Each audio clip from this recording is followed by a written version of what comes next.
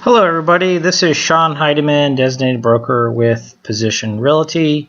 Today we are going over working with investors and our spreadsheets that we have available for you guys to use. Now, when working with an investor, they are mostly interested in cash flow or how much profit they're going to make from a fix and flip property. So with the spreadsheets that we have available for you to use, you can easily analyze any property that they are interested in and be able to make a good decision about or a recommendation about the property that they're looking at buying. If they are asking for hard money lenders, we have several hard money lenders that we can refer to them. Interest rates range between 8% all the way up to 12%. That's kind of standard. And also we have a list of properties that we make available to our clients as well as to the agents. And we have a live sheet that we go through and enter various off-market wholesale properties. So on this spreadsheet, you have the address, property, city, zip code, wholesale price that the seller is asking for.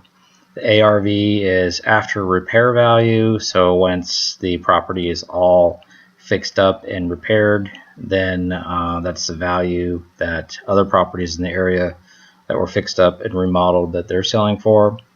And then also this column here shows you the spread of how much money they would be able to make on their fix and flip. And then everything else is just kind of explanatory: bedrooms, bathroom. There's a little description about the property. And then if they want to view pictures, they just simply click on the link and Dropbox pictures open up for the property. So here's this property, pictures of what it looks like. So it looks like it's in pretty good shape, maybe a good investment for your clients. So let's go over to our spreadsheets.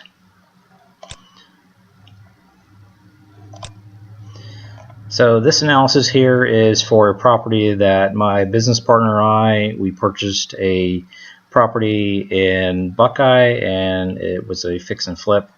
So before we buy it, we took a look at the market value on what we would be able to sell it for, and we purchased it for $169,900 cash from the wholesaler, fair market value. Then we have best case scenario, second case scenario, and then worst case scenario. So you just kind of add different prices, repair costs that put this one in the worst case scenario and this one in the best case scenario. This is actually how much we had spent on the remodel for the property.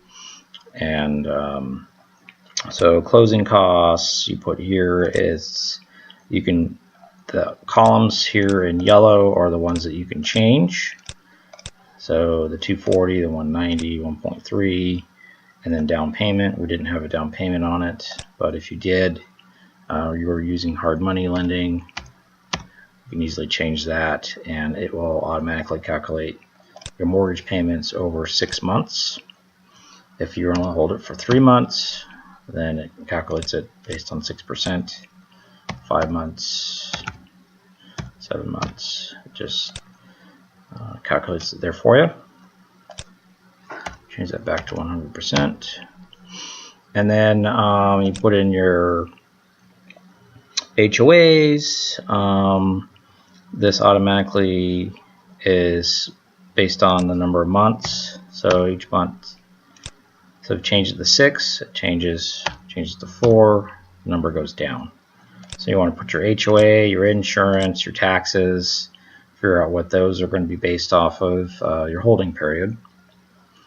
And then monthly rent, if you're flipping it, more than likely you're not going to have some rent. And then on the sales side, you're going to estimate on how much you're going to offer to the co-broker or the buyer's agent. And in this case scenario, we had a small buyer concession the buyer had asked for. We gave him $4,900, and then your closing costs, which is usually around 1%. And so it calculates your total expenses, and then it calculates your profits. So we made $30,000 on this property. Our total investment with the repair cost was $192,894, and then maximum purchase price. That's what you're going to, if your client is an all-cash buyer and they only have a certain amount of money, you're going to want to make sure that they have enough money to buy the property and be able to fix it up. So this is the maximum purchase price that we could have bought it at, and it was right at what we did buy it at, and we had the funds to be able to do the remodel. So moving on to an investor client that wants to rent out the property. So this is the cash flow statement that you have available. So change it here, $169,900. Let's say we bought this property as a rental, $21,000 in repairs. The closing costs, 1.5%. Actually, it was 1.35. 1.35%. So that changes there. And then renovated property costs. That's the offer price or purchase price and the initial repairs. And then our renovation value, which we know we sold it for $240, so put that in there. So flip equity, not taking into account all the other costs, but roughly about $46,000. And let's say we got a mortgage on it. We put 10% down, so we can change this to 15. And as you can see, the down payment number changes. Let's change it back to 10. It goes back to 16,000. So in this case here, let's say that the investor bought it with a 10% down payment, and his interest rate was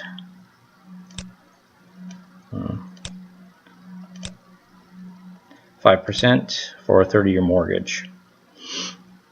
And so for the rent for this property in Buckeye, it's probably not $1,700. I would say maybe at the most $1,400. So once again, the yellow you can change, and if there's any other income that's generated from the property, then you want to add that in this column as well for other. So moving on down, here's the taxes, insurance. So you plug that in for the annual, and then automatically calculates it for monthly. As you can see, it just changed. $450. And if they're doing property management, so you want to put your property management fee in there. In this case scenario, it's $75 a month, and then the HOA on that was $35 per month. So it's going to calculate all your monthly expenses and your annual expenses, and your net income is your expenses minus your monthly income or your annual income. So in this case scenario, this investor would make $13,934 on their investment. Debt service after paying their mortgage, they would have $4,000 left over. So the all cash ROI is based off of if your investor bought the property with all cash and what kind of return they would get. And then the cash on cash return is simply the cash flow minus the debt service divided by the total down payment that they put down. So in this case, it is 10.1% that this investor would make. So if you want to present this to your client, you would simply just put this into a PDF format and email it to him. I would not send him the spreadsheet. Otherwise, then he's got the spreadsheet and he no longer needs you anymore, because he can do this analysis on his own. And so that is the rental analysis. We've got a couple other pages here. We have an appraisal worksheet if you want to dial in on a accurate value for the property. It's not necessary. You guys can do a CMA through the MLS, which pretty much works the same way. And then renovation cost. If you guys are doing your own fix and flip, you would want to estimate before you buy the property how much it's going to cost you to fix it up. So based on the condition of the property, you're going to want to add everything in here. So contractor price, materials, and this automatically calculates your price per square foot. And then you can also add comments over here about what you're doing exactly. So this is for the property that we bought in Buckeye. These are estimated repair costs. So it was a newer home, didn't really need a whole lot. We just updated it, put new countertops in, and came out to $21,000 our estimate. And then if you're doing your own fix and flip, here is a more detailed analysis. It's budget versus actual. So here's your contractor budget based on the other spreadsheet that you completed before you bought the property, and then your actual costs, and then it gives you a variance over here. And the same as material budget, actual cost, variance, and price per square foot. These are actual numbers that we actually spent on this investment. So our total budgeted was $20,000, and our actual cost was $21,506.